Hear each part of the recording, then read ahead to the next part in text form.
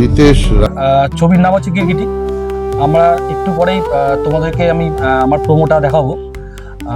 তো এখানে তোমার সৌরভ দাসকে বোধহয় তোমরা চেনো।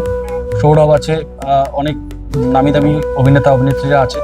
তারা তোমাদেরকে ফার্স্ট প্রোমোটা আমি দেখাচ্ছি। মানে আমি এখনো মিডিয়াতে ব্যাপারটা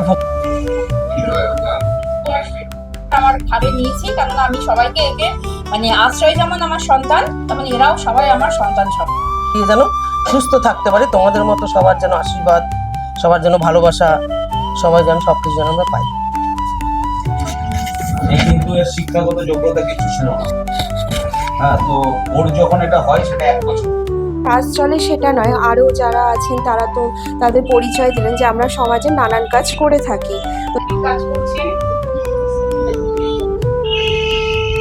জীবনে কিছু করতে পারছে না বলে ফেলিওর থাকবে, যেটা আমার সঙ্গে ঘটেছে।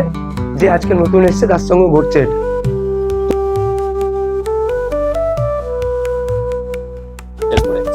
ডিসচার্জ ফর্ম ছুটি হওয়ার পর ডক্টরস প্রেসক্রিপশন আমরা রাখি।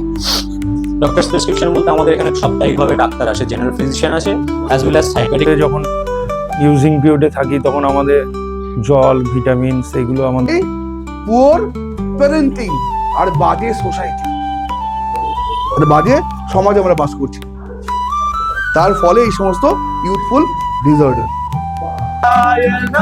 জানকী বল্লভম